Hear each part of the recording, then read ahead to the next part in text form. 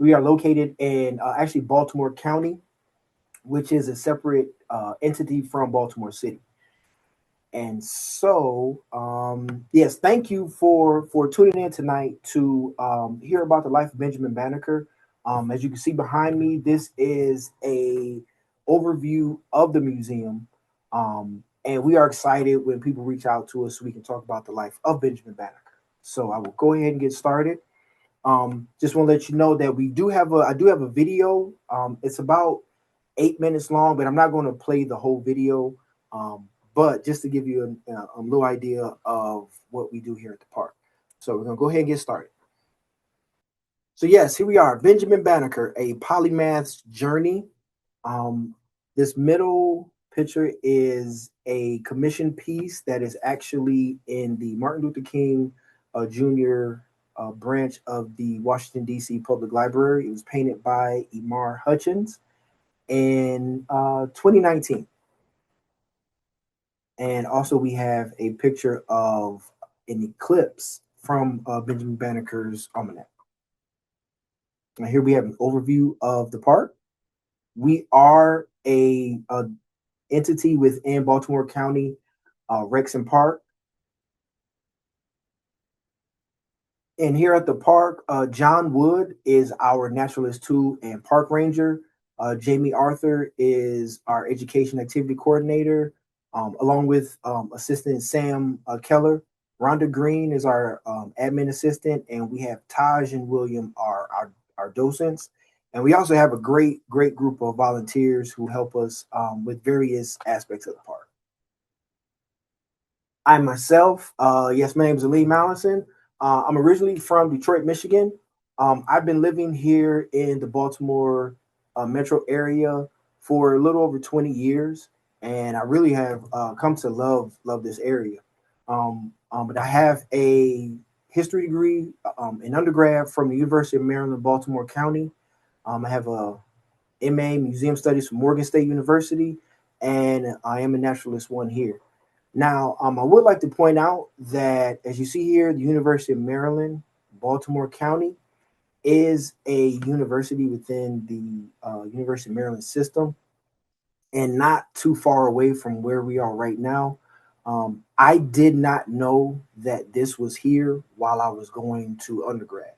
So we are lucky that way, that we are a surprise to a lot of people, and that definitely helps to our advantage. And that, we are able to get new information out. Here is an overview of the park. We sit on approximately 142 acres. The original homestead was 100 acres.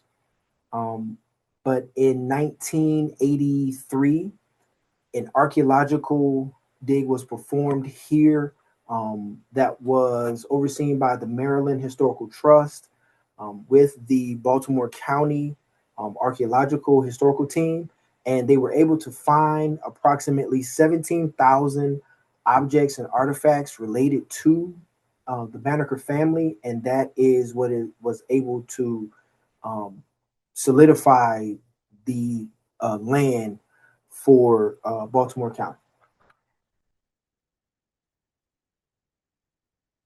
And here's the video, and so I'm just going to play it.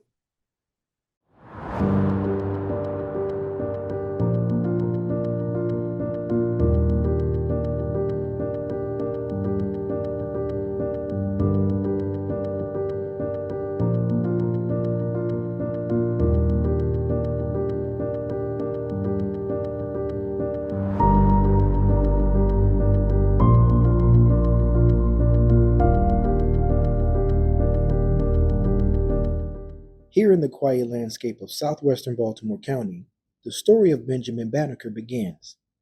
The land remembers him. The trees, the fields, and the sky shaped the world he observed and the sciences he mastered. Long before this space became a museum, it was Banneker's home, a place where curiosity met the natural world. Today, visitors walk the same ground, exploring a landscape that still echoes with history, memory, and the rhythms of time.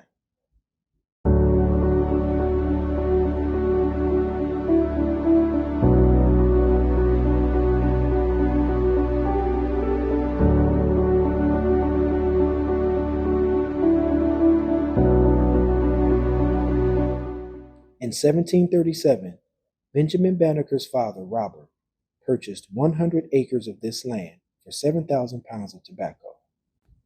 Robert, kidnapped from Western Africa and enslaved in Baltimore County, used this purchase to ensure his family's independence by putting his son's name, who was 6 at the time, on the land deed. Their homestead blended the agricultural traditions of the Chesapeake with knowledge systems carried across the Atlantic. In these fields, young Benjamin learned the cycles of planting and harvest, the patterns of weather, and the steady movements of the natural world. This environment provided the foundation for a mind that would later turn toward mathematics, mechanics, and the astronomical sciences.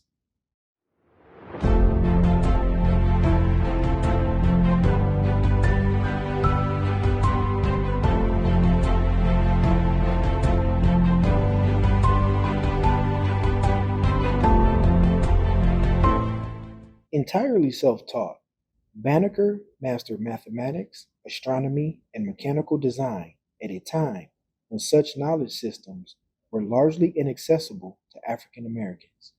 At just 21 on this land, he crafted a fully functioning wooden clock using only a borrowed pocket watch as reference, an extraordinary mechanical achievement built from observation and precision alone. A feat of precision and ingenuity few could match. He calculated solar and lunar cycles, predicted eclipses, and recorded astronomical observations that scholars still study today. His work connected the earth beneath his feet with the vast celestial patterns overhead, an alignment of land and cosmos that defines his scientific legacy.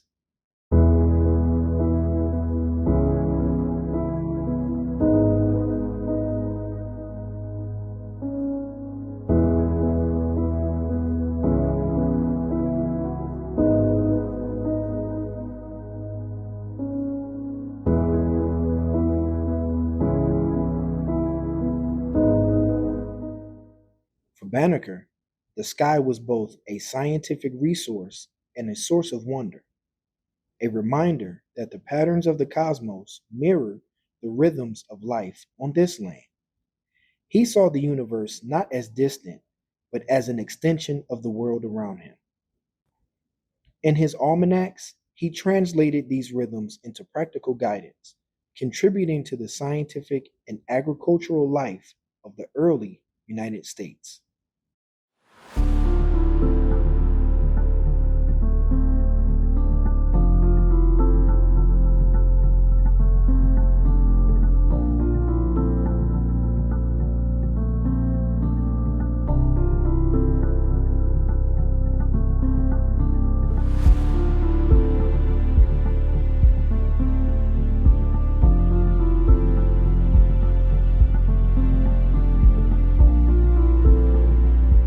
Banneker's legacy is not only scientific. He used his knowledge and voice to challenge the injustices of his time. In 1791, he sent his almanac and a bold anti slavery letter to then Secretary of State Thomas Jefferson. With calm precision, he argued for the equality and humanity of African descendant people, using both reason and lived experience to confront the contradictions of the new nation. His courage echoed far beyond this landscape.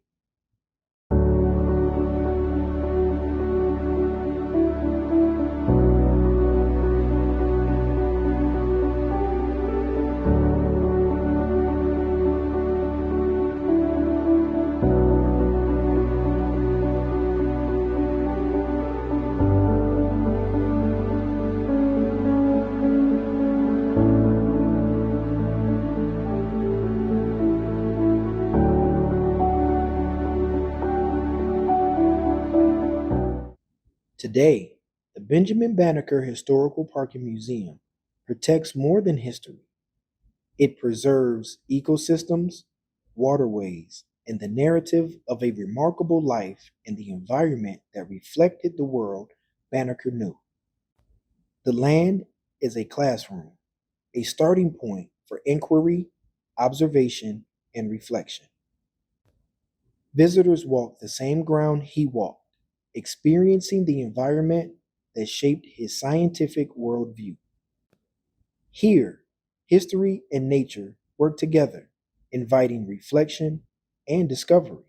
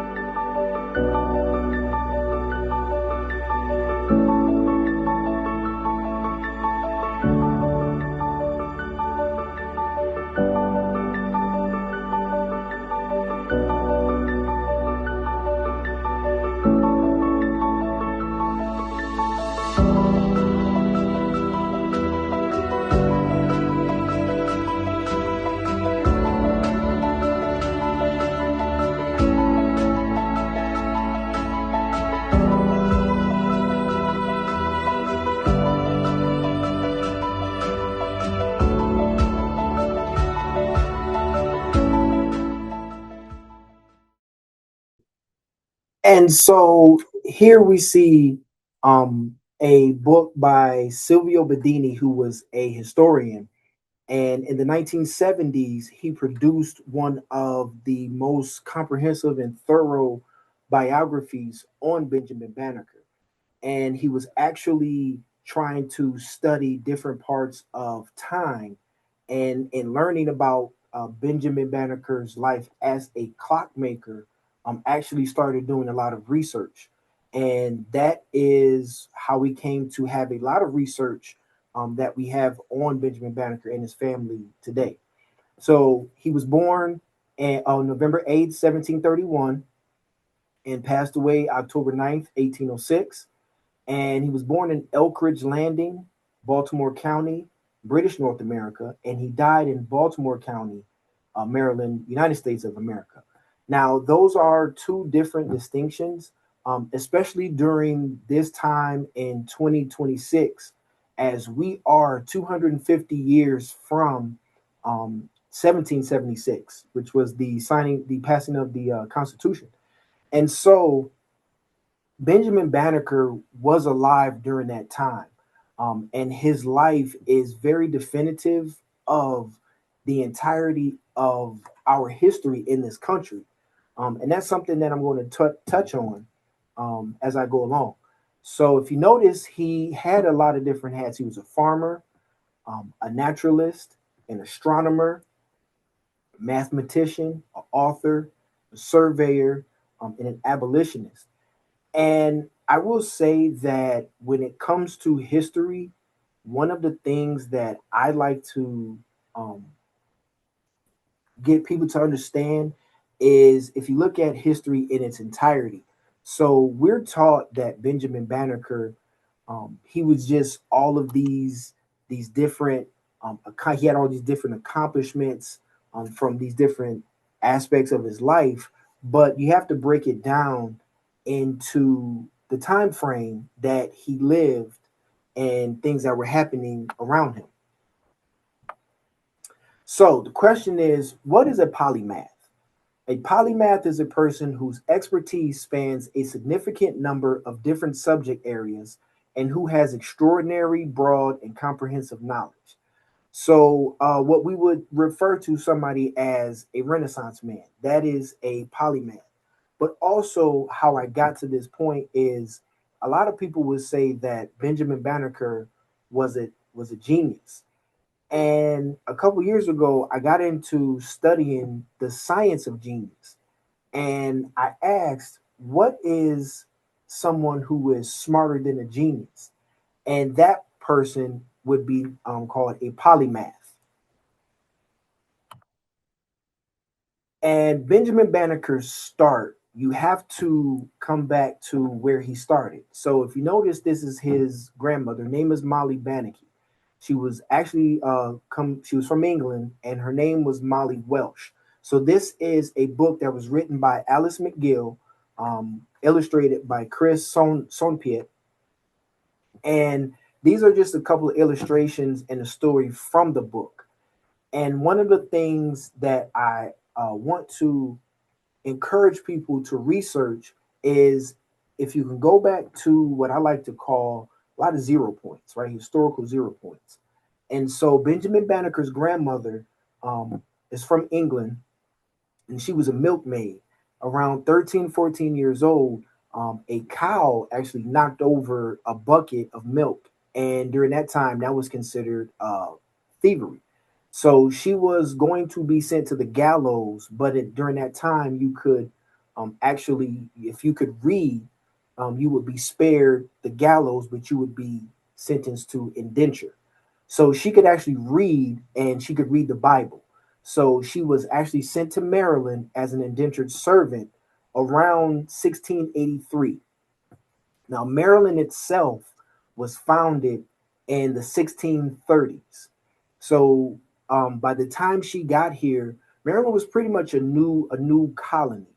And what the European English planters found was that tobacco was very, very prominent. It was a very prominent crop here, but it's very labor intensive. So as the English planters were establishing the system here, they needed more bodies for the production of tobacco. And so that is how Molly Welsh found herself being shipped to the colony of Maryland. And so she lived her life after her indenture. Now, it is pointed out in the book and also in Bedini's book that after her indenture, she was able to acquire land here in Baltimore County. And one thing I like to impress on people also is when you look at whatever area you're in now, you have to remember 200 years ago, 250 years ago, none of this was here. So even though we are approximately a 10-minute drive to the city line of Baltimore, during Molly Welsh's time, um, it was very great distance, and so she was living on the land by herself. She was maintaining the land, but it was overwhelming her. So she decided to purchase two slaves. Now, during that time, that was the labor force. You had different classes of people here in Maryland. You had indentured people, you had enslaved people, you had free.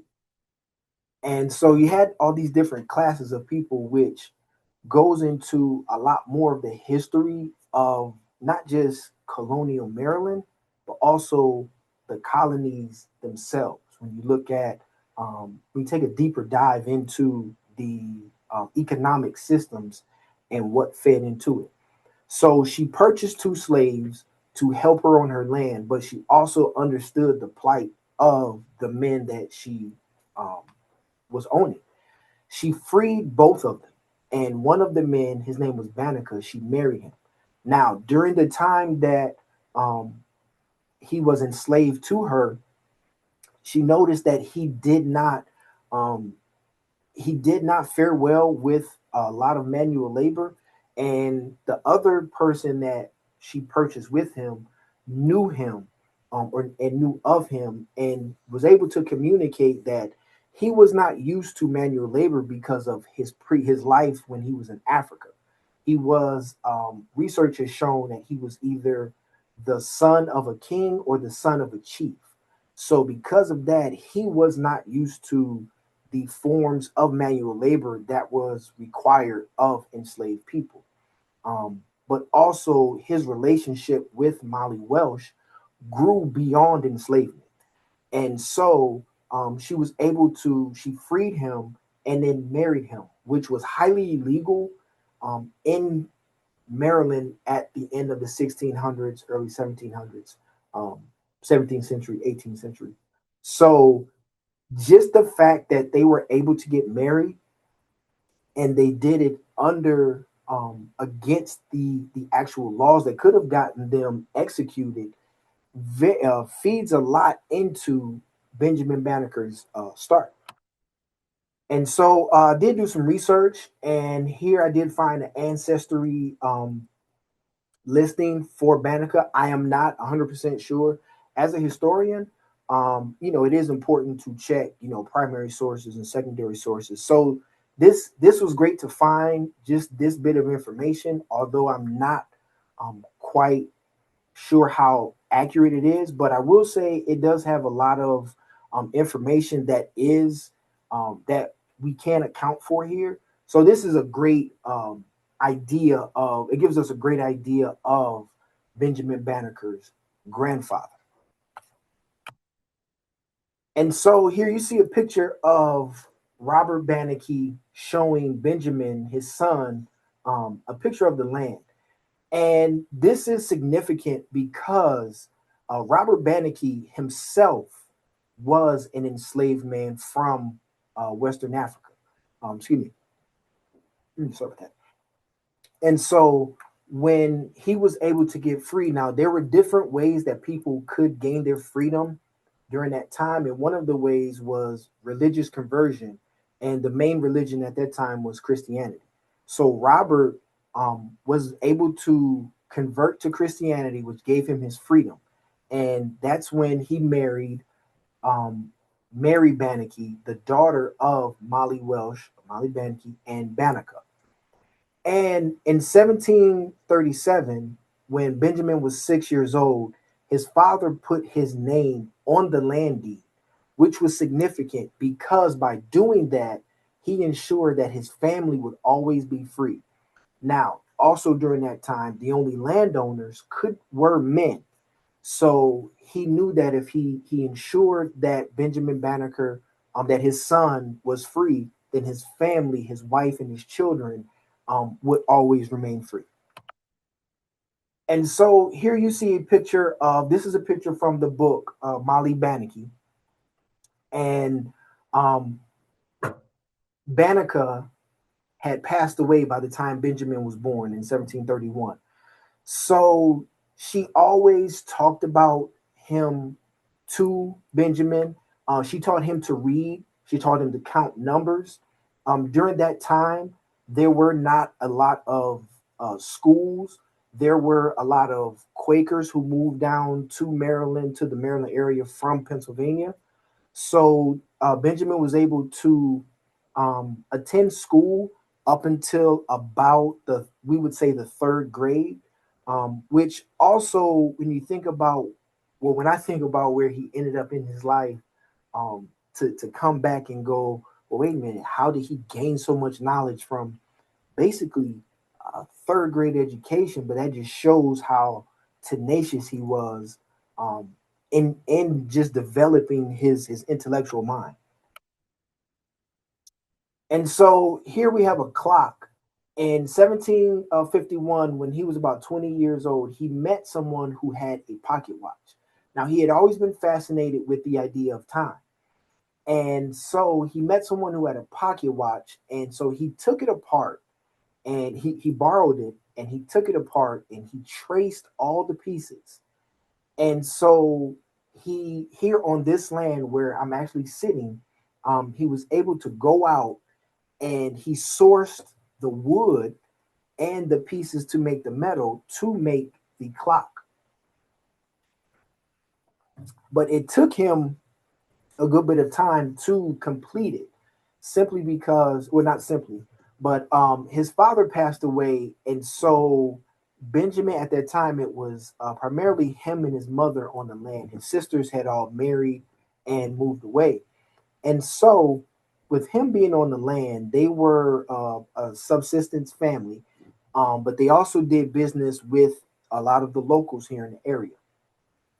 And so it took him a little bit of time to complete the clock. And so most clock makers at that time were trained in Europe. So with Benjamin completing, and most parts some parts were sent over from Europe.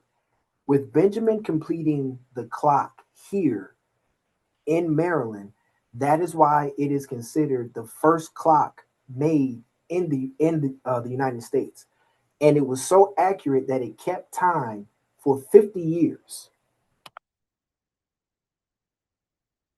So in 1771, three Quaker brothers immigrated from Pennsylvania and became Benjamin neighbors in a town that is right next to us that is called Ellicott City. And the three brothers were John, Andrew, and George Ellicott.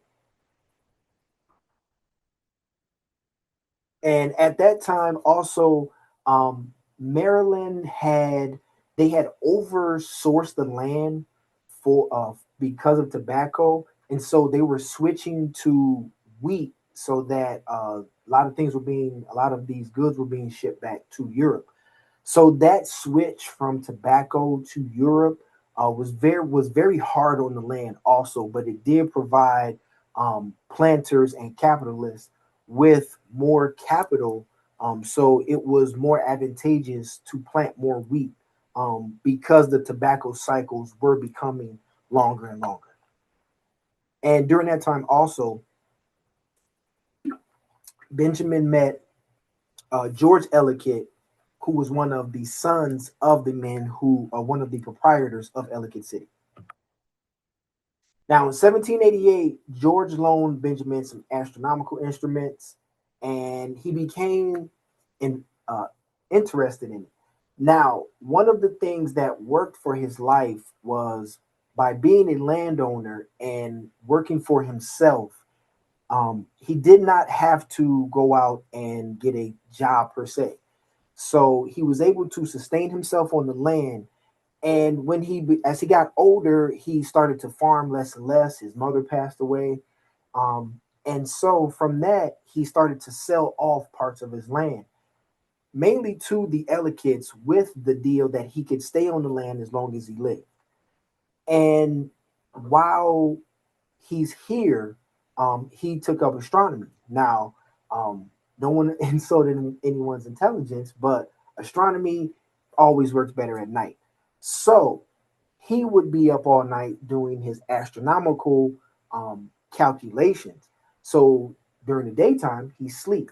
People would come by and they would see him sleeping in the daytime, not knowing that he was up all night. So a lot of people thought he was lazy.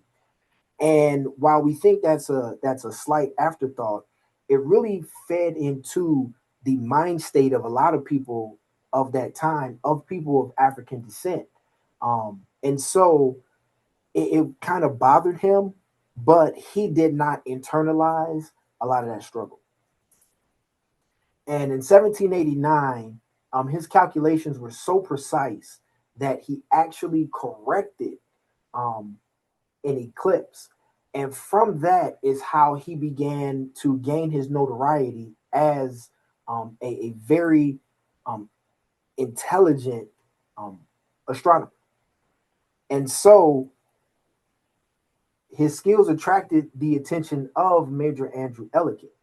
Now, during that time, Major Ellicott was the surveyor general of the new federal land. And so George Washington had contracted with Major Ellicott to lay out the new federal territory, which would be 10 square miles, which we know today as Washington, D.C. So he wanted to hire his nephew George, but his nephew was busy. And so he suggested Benjamin join the surveying team. What you see here are the original boundary stones of Washington, D.C. And so the one at the very bottom, it says the initial or southern corner at Jones Point Lighthouse, Alexandria, Virginia. That is the number one um, border stone. It is still standing. A lot of these border stones are in neighborhoods and people's houses have been built around them. Some of them are missing, some of them are still there. They are locked down as they are historical artifacts. And so if the initial stone sits right under the Woodrow Wilson Bridge, which connects Maryland to Virginia across the Potomac. I have not been there yet, but I am going as soon as the weather gets better. And also, one really cool thing is I got a chance to drive across this area in a truck. And if you are sitting up high enough, it is a straight line from this number one stone all the way through the Washington Monument and the Capitol building in Washington, D.C. And this map right here is the original layout of Washington, D.C. Both of these are from the Library of Congress. And if you look at the map on the left, it is a perfect triangle. Now, what you don't see today is this bottom, um, I guess, third, the part that belongs to Alexandria County. And that is because in 1846, Virginia basically wanted their land back. And through, I can't quite recall the exact act, but the Alexandria County and Alexandria City were able to get that land back from the federal territory. So Washington D.C. that you see today is actually Washington County, Georgetown, and the Washington City area. So the city has grown a bit, but the boundaries for those upper parts still remain. And so here, this is a copy of the Constitution. And so in 1791, um, he challenged Thomas Jefferson, who was Secretary of State at the time. And he basically challenged him because he understood his plight as a man of color who was free, who looked around and understood that there were people who looked like him who were living an existence that was complete opposite. And so he challenged Thomas Jefferson with the words that he actually wrote. And so Thomas Jefferson, I do have a copy. We do have copies of the letters here, and I'll show them to you in a little bit. This is an actual copy of Thomas Jefferson's response, which basically shaped out to one paragraph. And so in 1792, Benjamin Banneker, he published his first almanac, and he continued publishing them for 5 years. And this is the best picture of Benjamin Banneker that we do have. It is a woodcut print that was on that year's edition. One thing to note about an almanac, you see it says an almanac and ephemeris. Um, you could think of it as that times Google, right? Every year, information on tides, medicines, um, celestial movements were all in almanacs. Now, Benjamin Banneker was not the only one to print out an almanac. They were very common. They were made by different people in different areas, different colonies. So, and also new editions came out. So, as information changed, the almanacs were updated. So, they are very interesting to look at. Um, if you see here, here's a copy of a January um, almanac. I think this is from the year 1795 that we have on file. And I tried to read the almanac to study it. It is a different type of science. It is very interesting to learn. It's really cool to look at, but trying to decipher it and to make it make sense, it's still something that I have to work at. But I encourage everybody to please look into it because it really gives us an idea of how people thought back then, the information they learned, the things that they were interested in. And this picture on the right is an actual eclipse that he uh, made. Now, one interesting thing that I do find about that time is the way that they wrote. I am a former educator, and like a lot of people, we are noticing that cursive is becoming a lost art. So, being able to read these almanacs and being able to translate them for the younger generations is very important to us because it helps to carry the history of Benjamin Banneker's life and accomplishments from his time and from the information that he learned to the future. And so, what I'm actually going to do is I'm going to stop there. And because the rest of the slides are about the almanac, I am going to send a PDF of them so that you all can see them and have fun reading them yourselves. And I do want to show you a picture of the cabin. Let me see. Here we go.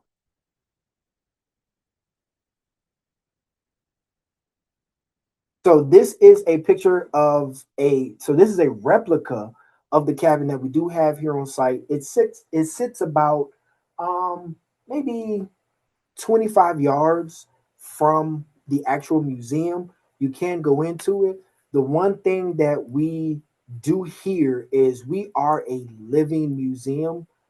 So we actually use the cabin for different events and different programs. We have cooking in the cabin. We have an awesome volunteer. His name is Reed. He cooks up a lot of different things, Johnny cakes, different soups. Our park manager, John, he is a great outdoorsman. He does a lot of great things in the cabin. I am relatively new, and I am a museum person, but I love the outdoors. So the next thing that I'm looking to tackle is not only the cabin, but also getting into the kitchen garden, which you're looking at right next to the cabin. And so that is my presentation right now. Thank you all for tuning in. And so I'm going to stop.